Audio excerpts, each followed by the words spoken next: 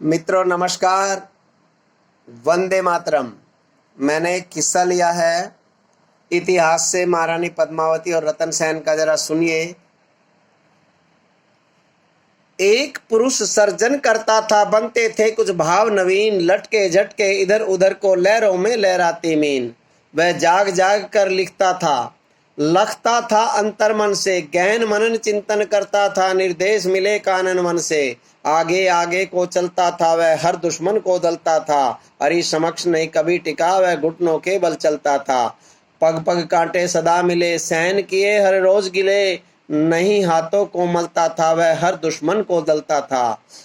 उसने जो खड़ग उठाए थे, प्रखर स्वर से वार करे था, काट काट कर दुश्मन के सिर हर कोने में नित्य धरे था। राजा की शक्ति महारानी थी, शब्दों में मानो दानी थी, वह श्रद्धा उसके मन की थी, वह कवित्री जीवन दायनी थी।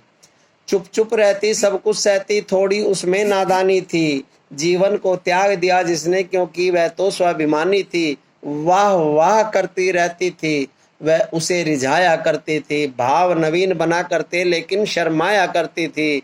वह युद्ध की कला निखार रहा था, अपनी मैं को मार रहा था, अस्त्र शस्त्र थे लगे चमकने, हर अक्षर थे लगे दमकने, अपनी कला संवारी ऐसे बना कला में वह प्रवीण। एक पुरुष सर्जन करता था, बनते थे कुछ भाव नवीन। रतन सिंह को खिलजी ने बहुत ज्यादा यातनाएं देने की कोशिश की। पहले उससे मित्रता की, उससे खुद मिलने के लिए आया। तो किस्सा सुनिए। रतन सिंह पारंगत था, रतन सिंह पारंगत था, खिलजी ने जाल बिछाया था, भेजा था हलकारा, उसने दिल्ली दरबारों में बुलवाया था। स्वयं ही नौता रतन सिंह को सिंह भूमि में पहुंच गया, देख दासियों को खिलजी मूर्छित हो बेहोश भया। दर्शन करने पद्मावत के बड़ी दूर से आया हूँ, जिसकी चर्चा जुबा जुबा पर बस देखने को आया हूँ। खड़ग निकाली बाहर म्यान से और खिलजी खामोश हुआ, चर्चा इतनी ही हो पाई, इश्क में वह मदहोश हुआ। जाते जाते फिर से न्योता दिल्ली के दरबारों में, रतन सेन कितना भोला था, कैद हुआ चौबारों में।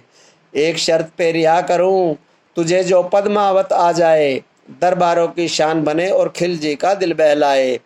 रतन सिंह पिंजरे में बनता, खून उबाले लेता था, जो धमकी खिलजी को देनी मुंह पे ही कह देता था। मरना है मंजूर मगर यह शर्त कभी नहीं मानूंगा, मुझे रिहा तू करके देख, मर्द तुझे तब जानूंगा। इतनी बात सुनी खिलजी ने, लेकर चला एक सरकार। यानी यहाँ पर अपना संदेशा भेजता है खिलजी रतन सेन के पास में।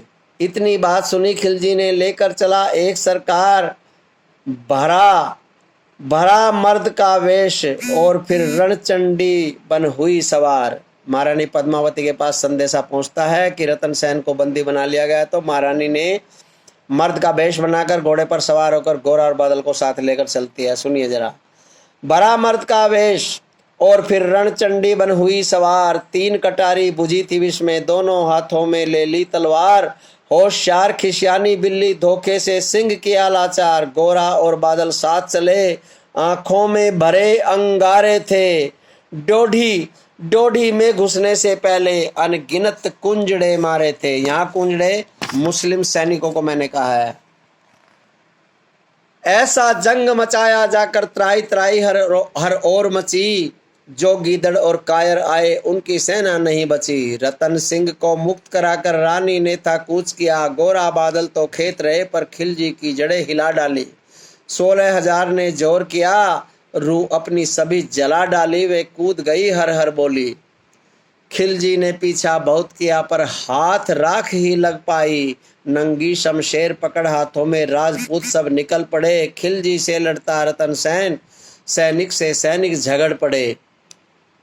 क्या नियत था खिलजी को, दिया मौका शमशेर उठाने का, छल और बल फिर भी कर डाली, सिर अलग हुआ परवाने का।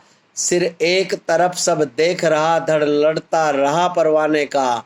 ऐसा वार किया खिलजी पर, कायर को वहीं पर ढेर किया, तीतर बीतर खिलजी के कायर दरवाजों में ढेर किया। बिन सिर के जो युद्ध लड़ा वह तो एक दीवाना था, जिसने खिलजी को ढेर किया वह रतन सेन परवाना था। रतन सेन और पद्मावत की बन गई अमर कहानी थी। दुर्गावती माता पद्मावती खूब लड़ी मर्दानी थी। कुड़ता रहा कवि ज्ञानेश्वर मोती भी, टपके दो तीन एक पुरुष सर्जन करता था, बनते थे कुछ भाव नवीन।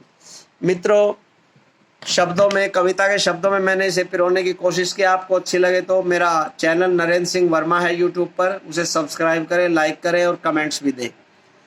ये महारानी पद्मावती का किस्सा है। महारानी पद्मावती ने अपनी इज्जत पर आंच नहीं आने दी। ऐसी महारानी दुर्गा का रूप, चंडी का रूप धारण करके खिलजी को सबक सिखा के आई थी। उसके सैनिकों को काट मार के ढेर लगा दिया था। लेकिन वो वहां से जब महारानी रतन सेन को लेकर आई तो उसका पीछा बहुत किया, लेकिन रानी हाथ नहीं आई और वहां पर आकर उसने अग्निकुंड में जलकर 16,000 रानियों के साथ में जोर किया। ऐसी महारानी पद्मावती थी हमारी झांसी की रानी। और महारानी पद्मावती, मैं दोनों को ही नमन करता हूँ, वंदन करता हूँ। जय महारानी पद्मावती, वंदे मातरम, जय हिंद, जय भारत, जय राजस्थान की भूमि।